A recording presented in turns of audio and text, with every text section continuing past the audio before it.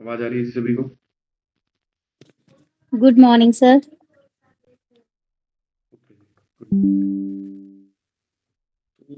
Last class में मैंने आपसे कुछ रिएक्शन डिस्कस किए थे, nucleophilic substitution reaction of aryl halide, है ना।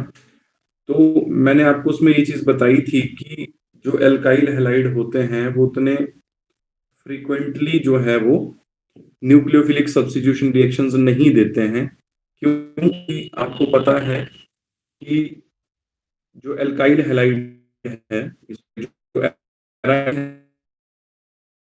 है उसमें क्या है, पाई इलेक्ट्रॉन डेंसिटी पहले से प्रेजेंट है। ठीक है, वो एक इलेक्ट्रॉन रिच सिस्टम है। ठीक है, तो जो इलेक्ट्रॉन रिच सिस्टम होगा उसके ऊपर न्यूक्लियोफिलिक सब्स्टिट्यूशन रिएक्शन करवाना थोड़ा सा इम्पॉसिबल है।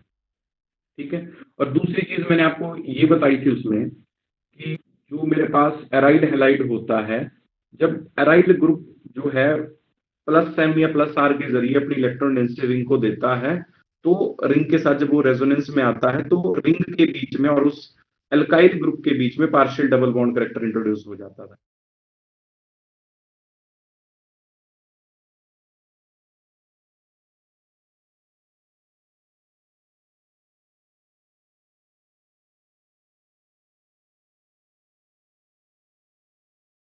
एराइल हैलाइड के साथ इलेक्ट्रॉन विड्रॉइंग ग्रुप लगाए थे।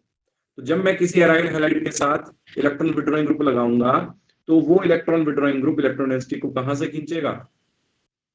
ऑर्थो और पैरा से। तो मैंने आपके साथ 3 केस डिस्कस किए थे, मैं एक बार फिर से आपको वो रिमाइंड करवा देता हूं जी। ठीक है जी।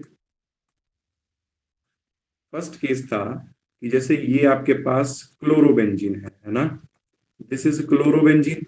अब यहां पर ये जो आपको नॉन बॉन्डेड इलेक्ट्रॉन दिख रहे हैं, ये नॉन बॉन्डेड इलेक्ट्रॉन रिंग के साथ रेजोनेंस में है, मतलब ये रिंग को इलेक्ट्रॉन डेंसिटी दे रहे हैं।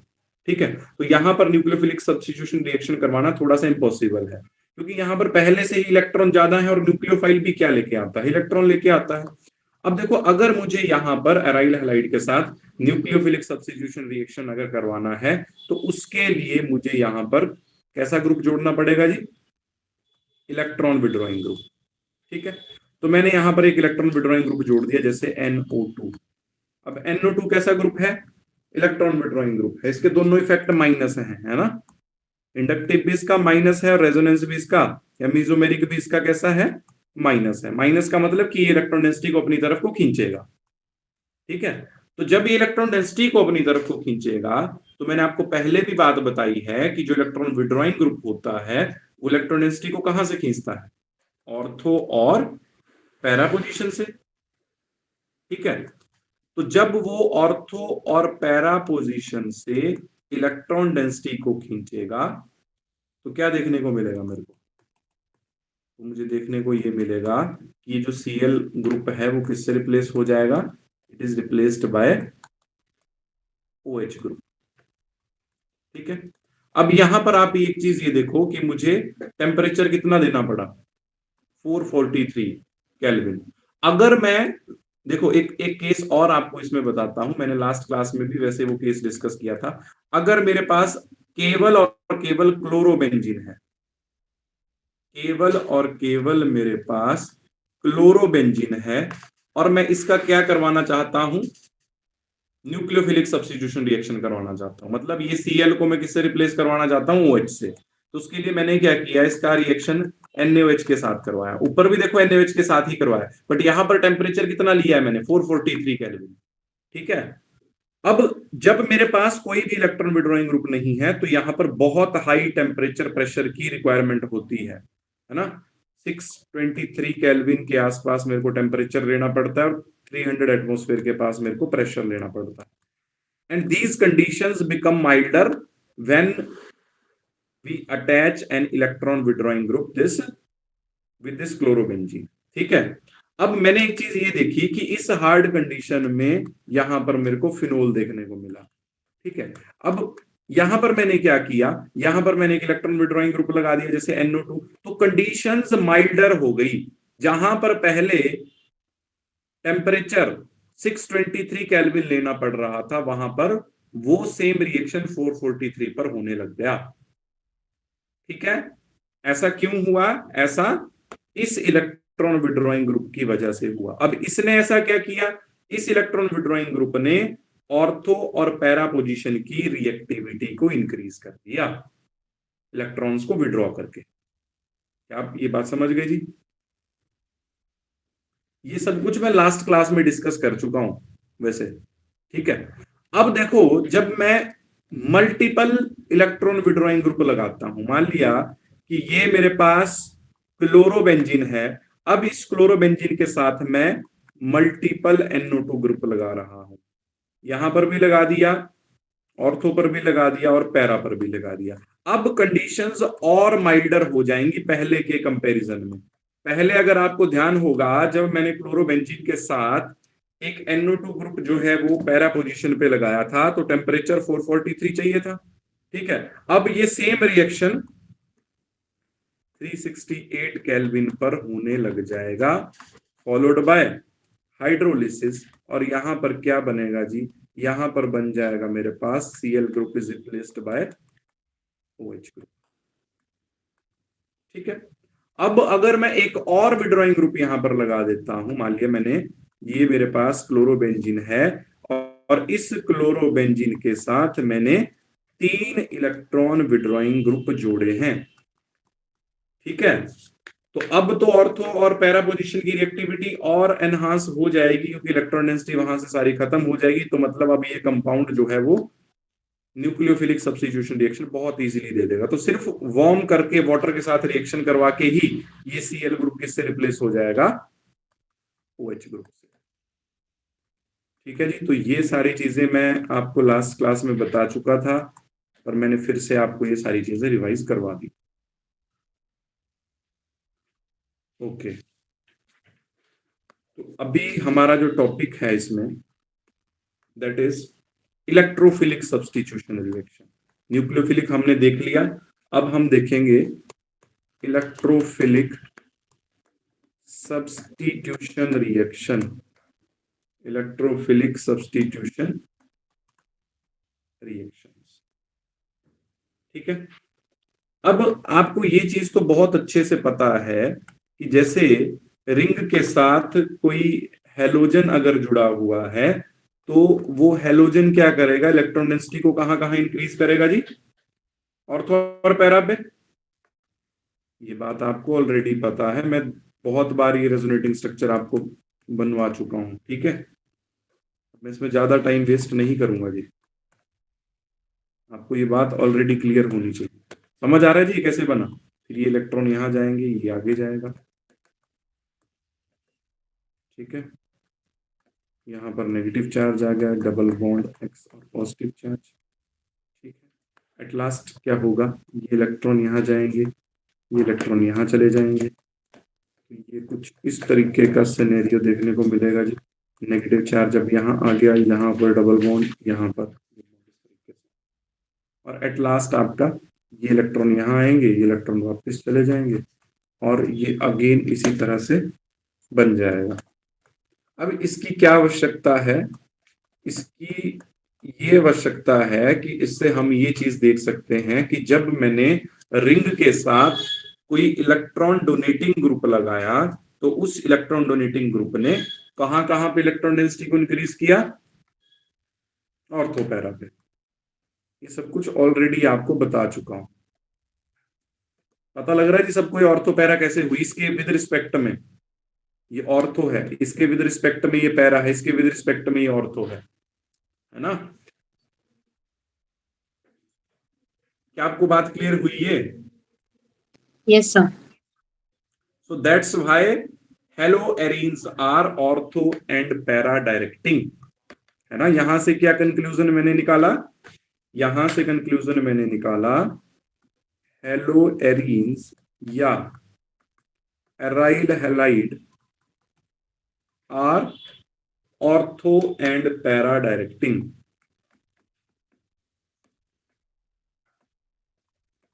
ठीक है। अब इसमें मैं इलेक्ट्रोफिलिक सब्स्टिट्यूशन रिएक्शन में आपको कुछ एग्जांपल बताता हूं।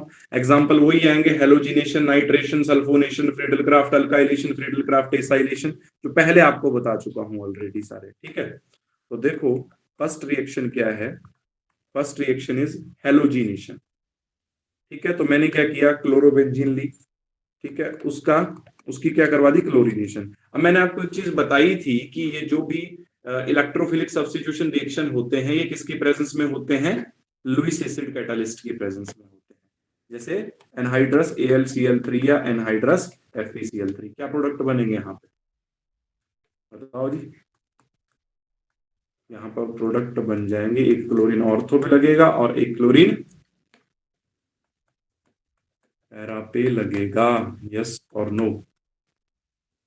So this is 1,2-dichlorobenzene and this is 1,4-dichlorobenzene.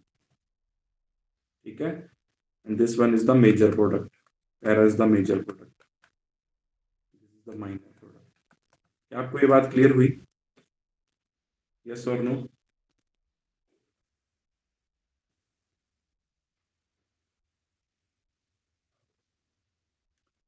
क्या सबको यहां तक क्लियर है जी?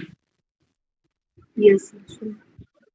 अब देखो, अगर यहां पर Br2 लेता तो क्या प्रोडक्ट बनता, Cl2 की जगह अगर Br2 लेता तो क्या प्रोडक्ट बनता,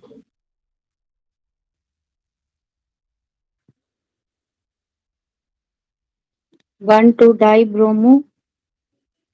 नहीं जी, दोनों कहां रिप्लेस हो जाएंगे, Ortho और para.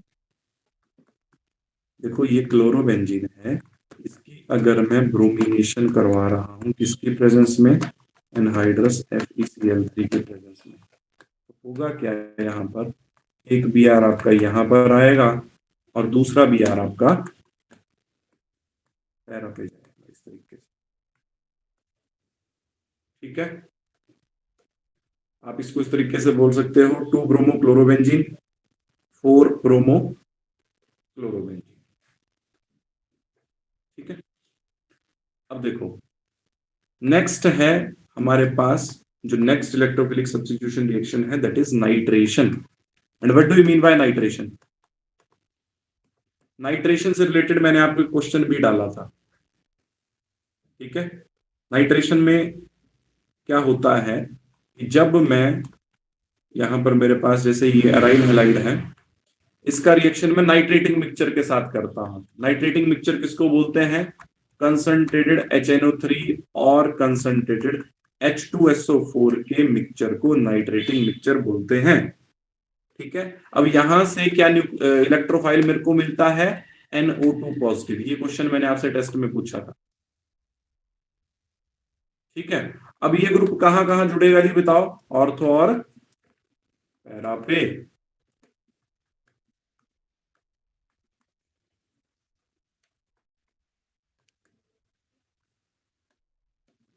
तो प्रोडक्ट बन जाएंगे आपके पास 1-chloro-4-nitroबेंजीन, फर्स्ट वाला प्रोडक्ट बन जाएगा 1-chloro-2-nitroबेंजीन। यहां से नंबरिंग कर सकते हो,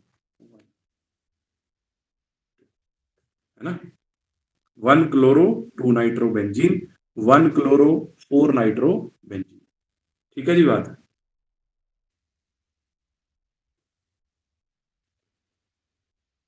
क्लियर है यहां तक?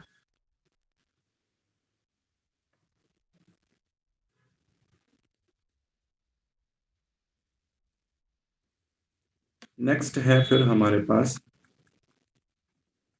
Sulphonation. What is sulphonation? Sulphonation में इलेक्ट्रोफाइल कौन एक्ट करता है, बताओ जी, बता चुका हूं ये बहुत बार। सल्फोनेशन में इलेक्ट्रोफाइल क्या होता है,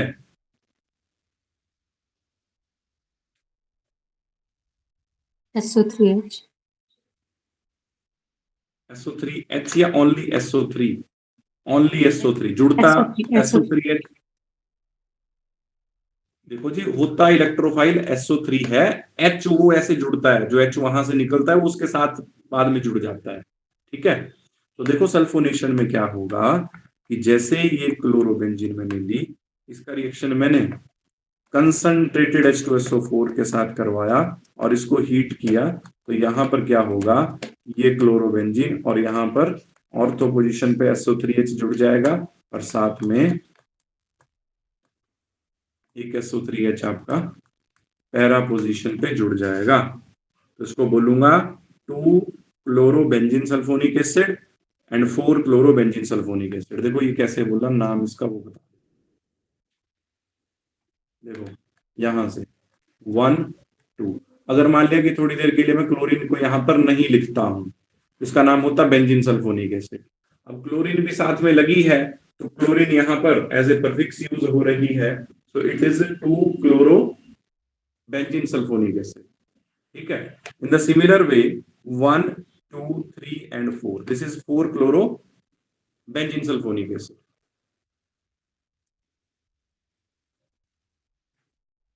क्लियर है ये बात? Okay, next is Friedel crafts reaction.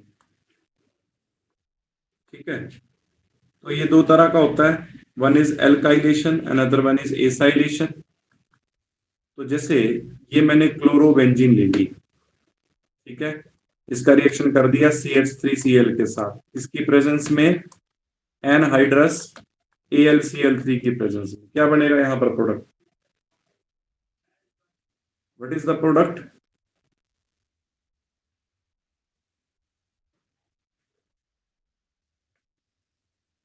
बताओ जी, व्हाट इज अल्काइलेशन? ये सारी चीजें आपको ऑलरेडी बता चुका हूं।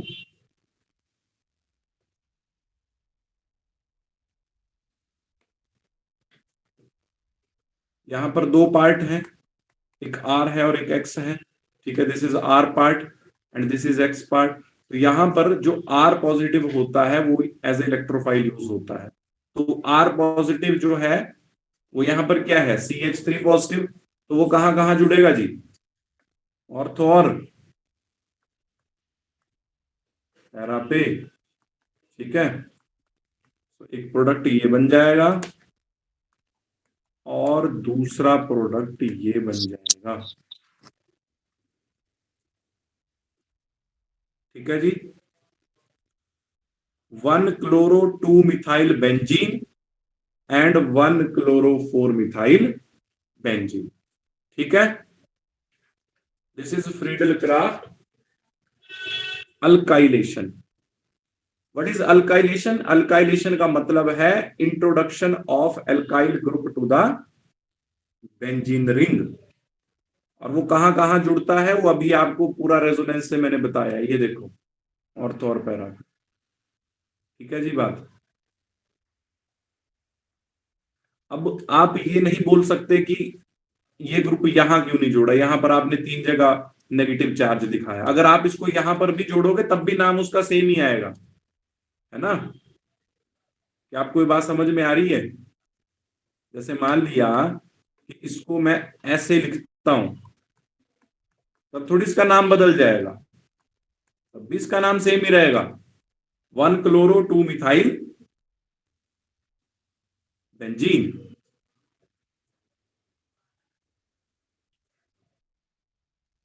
ठीक है जी, क्लियर है यहां तक?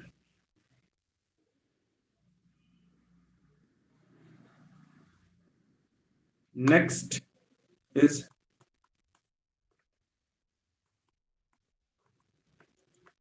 Friedel craft acylation. What is Friedel-Crafts acylation? Introduction of acyl group to the benzene ring. अब जैसे ये क्लोरोबेंजीन है, ठीक है, उसका रिएक्शन मैंने एसिटाइल क्लोराइड के साथ करवाया, CH3COCl, इसकी प्रेजेंस में एनहाइड्रस AlCl3 की प्रेजेंस में। ठीक है बात? तो यहां पर एसाइल ग्रुप जो है वो बेंजीन रिंग पे इंट्रोड्यूस होगा। कहां जुड़ेगा? ऑर्थो पैरा पे जुड़ेगा। तो प्रोडक्ट क्या बनेगा जी? COCH3 और एक बार जुड़ जाएगा ये।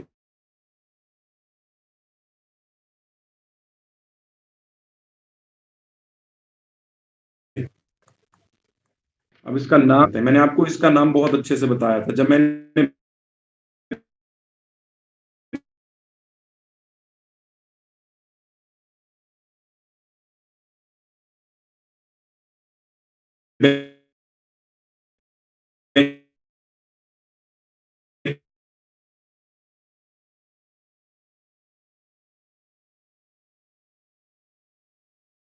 जिनकी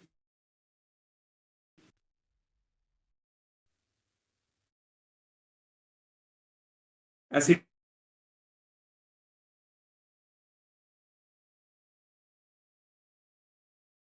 इसको क्या बोलूंगा जी, 1 2 3 4, इसको क्या बोलूंगा, 4 क्लोरो एसिटोफिनोन।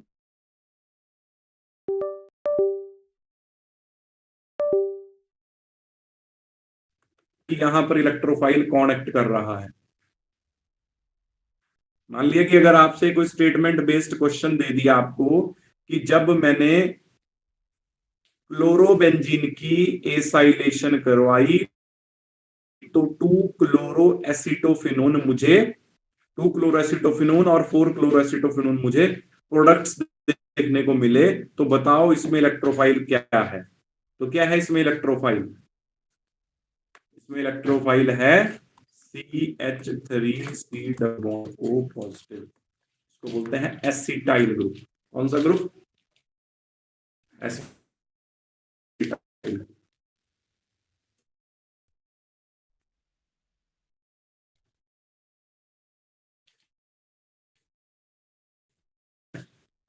अगर यहां पर CH3Cl दिया होगा तो CH3 पॉजिटिव, अगर C2H5Cl दिया होगा तो C2H5 पॉजिटिव, एज इलेक्ट्रोफाइल यहां पर काम करेगा। ठीक है,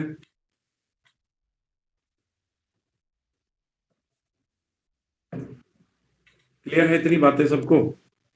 यस सर। नेक्स्ट है हमारे पास इसमें लास्ट टॉपिक है, that is reaction with metal, reaction with metals. ठीक है, तो रिएक्शन विद मेटल वैसे मैं आपको ऑलरेडी बता चुका हूं, और आप फिर से देख लो।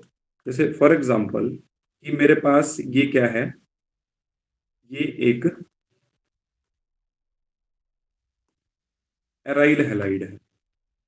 ठीक है, अब मैंने इस एराइल हैलाइड का रिएक्शन क्या किया, 2 सोडियम मेटल ले ली। ठीक है, और यहां पर एक एल्काइल है। देखो ये मॉलिक्यूल किसका है, ये एल्काइल हैलाइड का मॉलिक्यूल है, और ये किसका मॉलिक्यूल है, ये एराइल हैलाइड का मॉलिक्यूल है।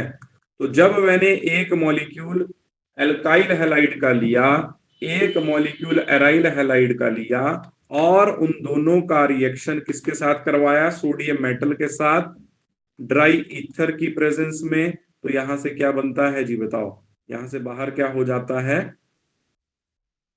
यहां से ये बाहर हो जाता है ये। ठीक है, ये बाहर हो गया तो क्या बन गया मेरे पास, रिंग के साथ, रिंग के साथ क्या जुड़ गया, आर जुड़ गया, और बन गया NaX के 2 मॉलिक्यूल। क्या आपको ये बात क्लियर हुई। इस रिएक्शन को बोलता हूं वुड्स फिटिंग रिएक्शन। इसका एक एग्जांपल देता हूं, ये मैंने जनरल रिएक्शन आपके लिए लिखा। ठीक है, अब एक एग्जांपल देता हूं जी, फॉर एग्जांपल,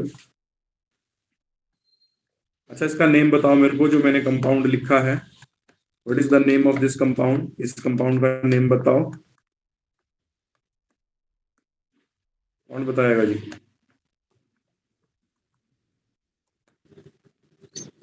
इस कंपाउंड का क्या नेम है आज, बेंजीन, क्लोरोबेंजीन। क्लोरोबेंजीन जी। पूरा आज की क्लास में यही डिस्कस किया है मैंने हर जगह।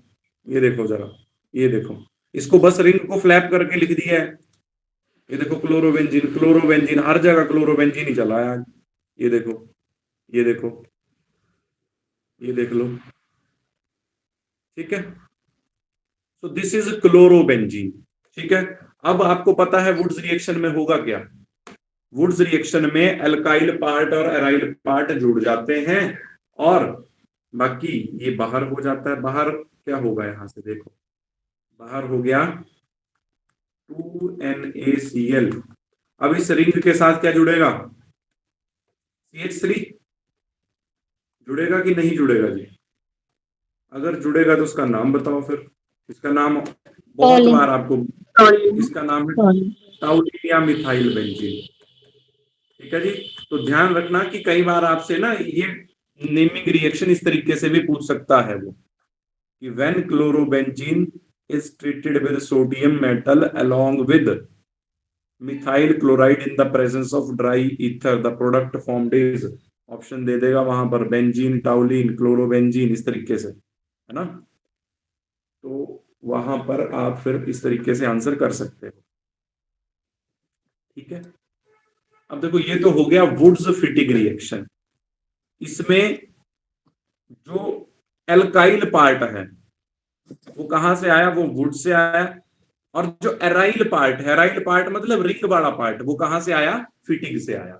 ठीक है, अब एक और तरह का रिएक्शन होता है जिसको मैं बोलता हूं फिटिग रिएक्शन। कौन सा reaction ji, फिटिग reaction.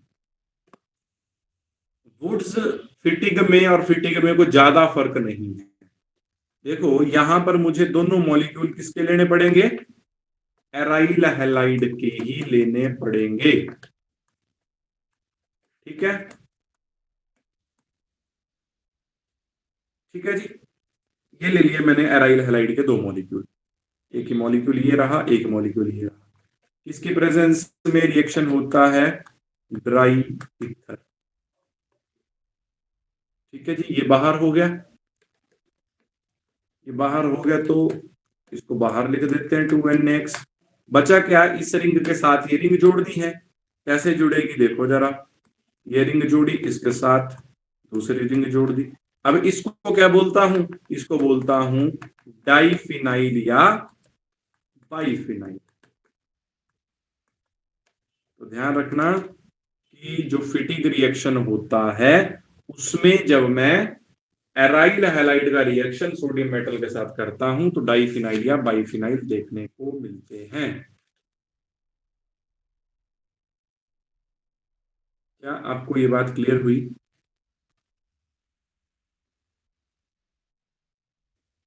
Yes sir. That's all for this chapter. अभी हमारे पास टाइम बचता है तो उसमें मैं कुछ क्वेश्चंस आपसे डिस्कस करता हूं। ठीक है, और कल मैं इस चैप्टर का टेस्ट लूंगा।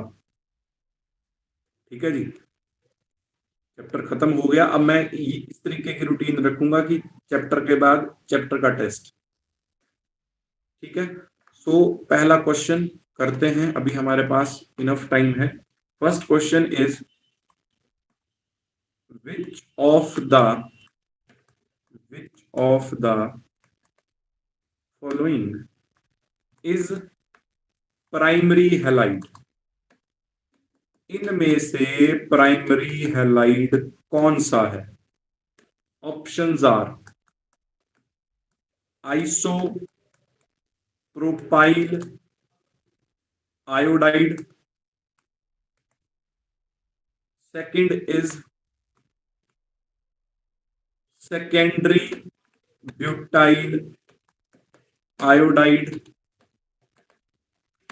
Third option is tert butyl bromide, and last option is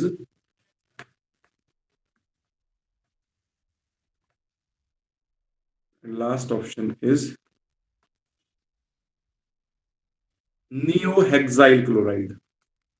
Last option is neohexyl chloride.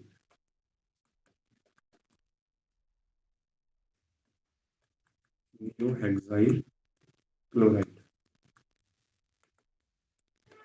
तो बताओ जिसका आंसर अब आप मुझे।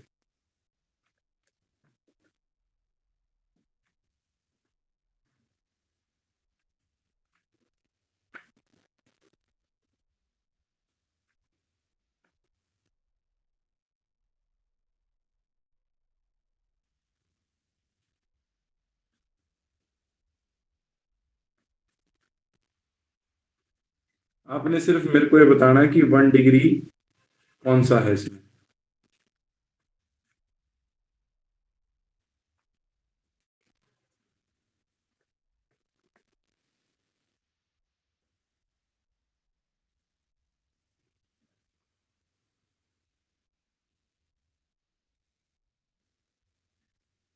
Neopentyl.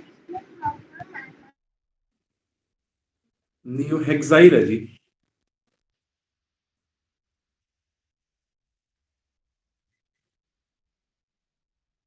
देखो मैं आपसे डिस्कस करता हूं।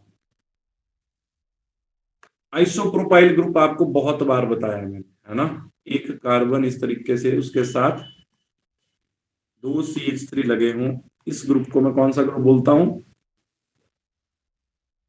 This is isopropyl. अब पहली ऑप्शन क्या बोल रही है? Isopropyl iodide. कितने डिग्री है ये बताओ,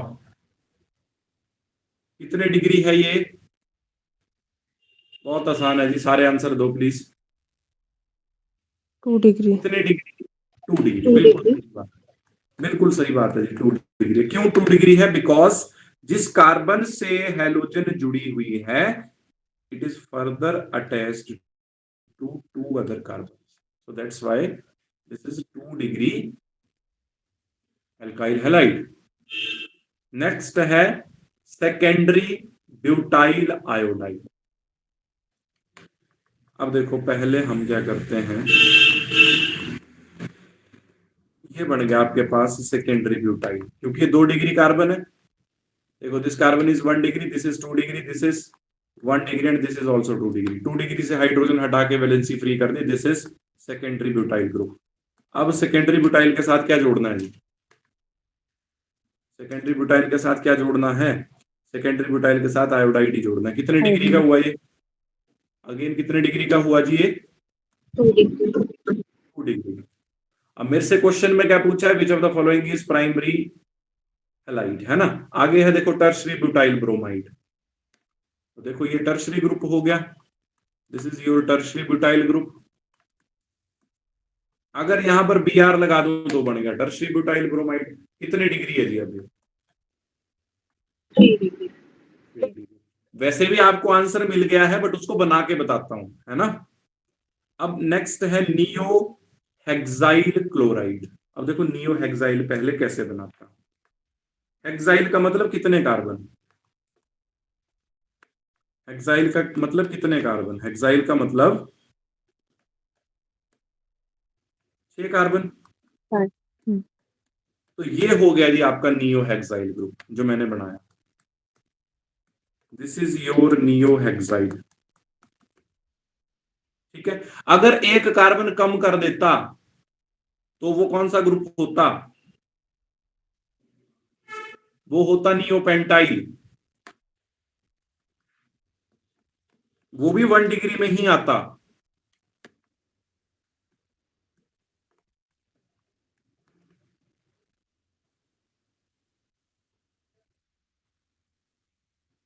समझ गए जी?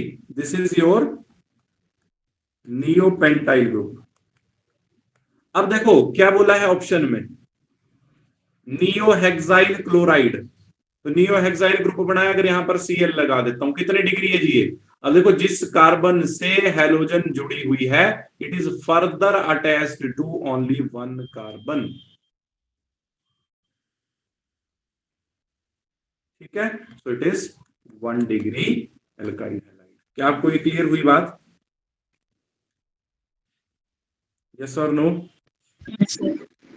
Yes. Okay, next question.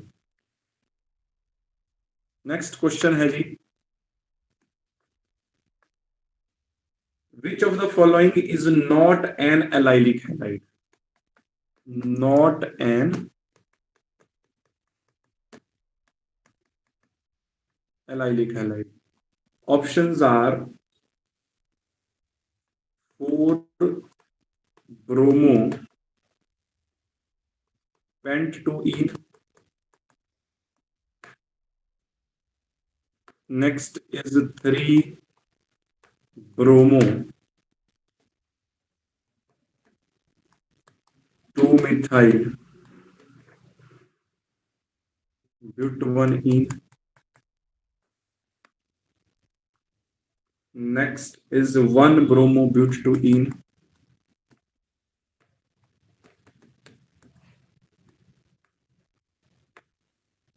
Next is 4 bromobut1ene. आपने बताना कि इनमें से कौन सा एलाइलिक हैलाइड नहीं है। एलाइलिक सिस्टम याद है? क्या आपको एलाइलिक सिस्टम याद है? यस और नो? देखो एलाइलिक हैलाइड में मैंने आपको क्या बताया था, पहले 2 कार्बन में डबल बॉन्ड हो और तीसरे के साथ हेलोजन जुड़ी हुई हो, ऐसे सिस्टम को मैं एलाइलिक सिस्टम बोलता हूं। ठीक है, तो इनके स्ट्रक्चर बना के देखो और आंसर दो मुझे।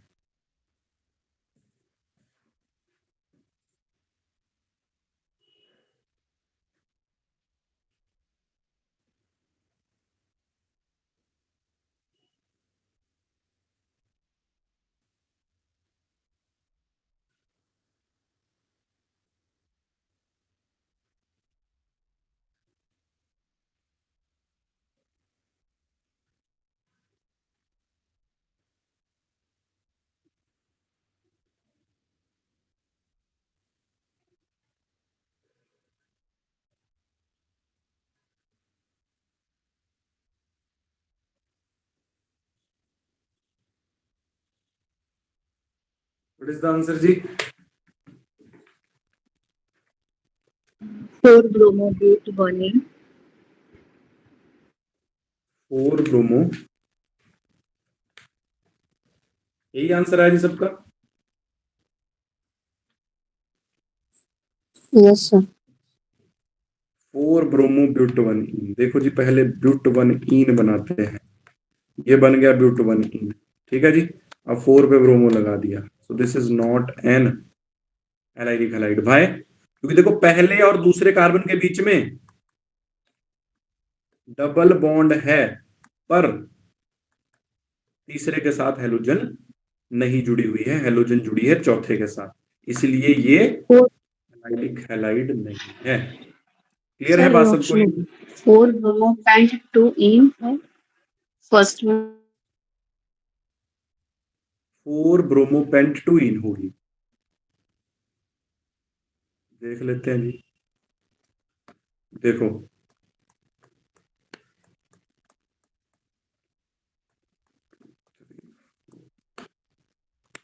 देखो जी, ये हो गया पेंट2इन, 4 पे लगा दिया ब्रोमो, वैलेंसी पूरी करता हूं, CH3 CH H H और CH3।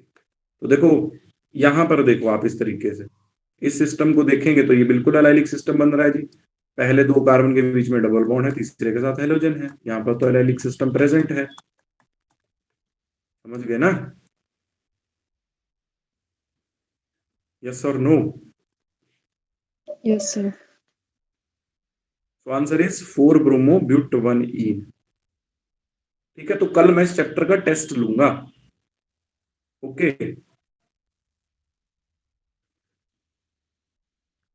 ठीक है जी, रेडी है टेस्ट के लिए?